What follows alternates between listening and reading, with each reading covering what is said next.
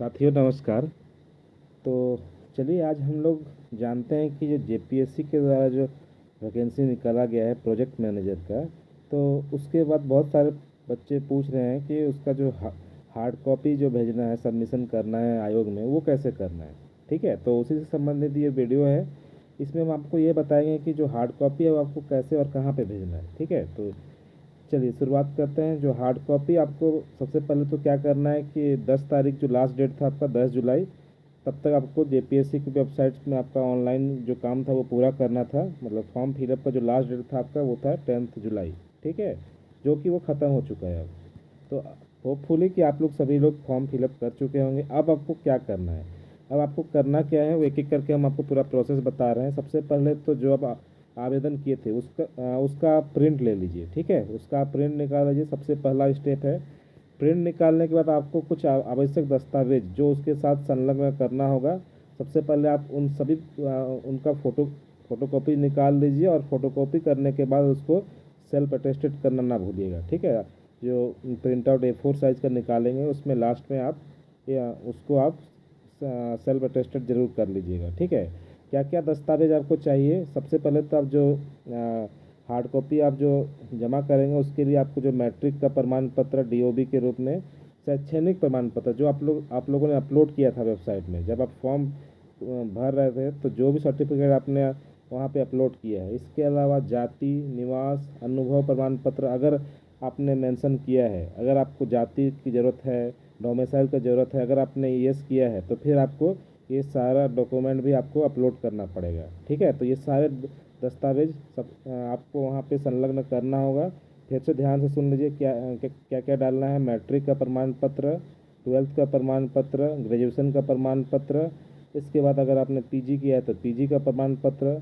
इसके अलावा अगर यदि आपने कुछ और बताया है वेबसाइट में जब फॉर्म फिलअप कर रहे थे, तो उन सारे प्रमाण पत्र को आपको अपलोड करना पड़ेगा। अपलोड करने के साथ साथ आपको हार्ड कॉपी भी भेजना पड़ेगा। चलिए, उसके साथ आपको जाति, निवास और अनुभव प्रमाण पत्र ये भी आपको साथ में संलग्न करना होगा। ये था आपका थर्ड स्टेप।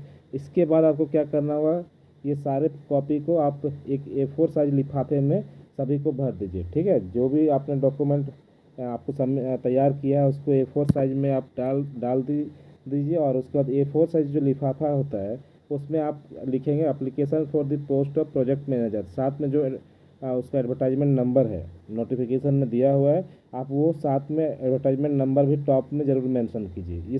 इस काम को करना ना भूलिएगा क्योंकि ये बहुत ज़रूरी है। ठीक है, तो ये आपको लिखना बहुत ज़रूरी है। इसके बाद आपको जो कहाँ पे भेजना है, सबसे मोस्ट इम्पॉर्टेंट, बहुत सारे बच्चे पूछ रहे हैं कि कहाँ पे भेजना है, ये हम लोगों को नहीं मालूम है।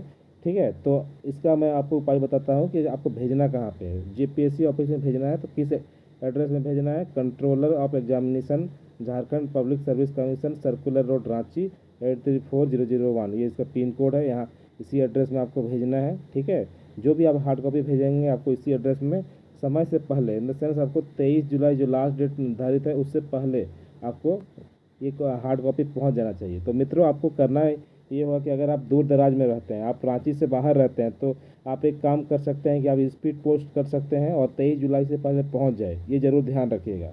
और जो भी साथी रांची के आसपास या रांची में रहते हैं उनके लिए तो एक सुविधा ये है कि आप ऑफलाइन जाके वहाँ पे ऑफिस में जाके आप जमा कर सकते हैं। ठीक है, तो ये भी उनके लिए एक प्रोसेस है कि आप आराम से वहाँ पे जाइए ऑफलाइन में, वहाँ पे काउंटर है जेपीएससी का, वहाँ पे आप जाके जमा कर दीजिए। दोनों प्रोसेस से आपका ये फॉर्म आपका सबमिट हो जाएगा। जो भी आपको सहूलियत हो उसी हिसाब से कीजिए।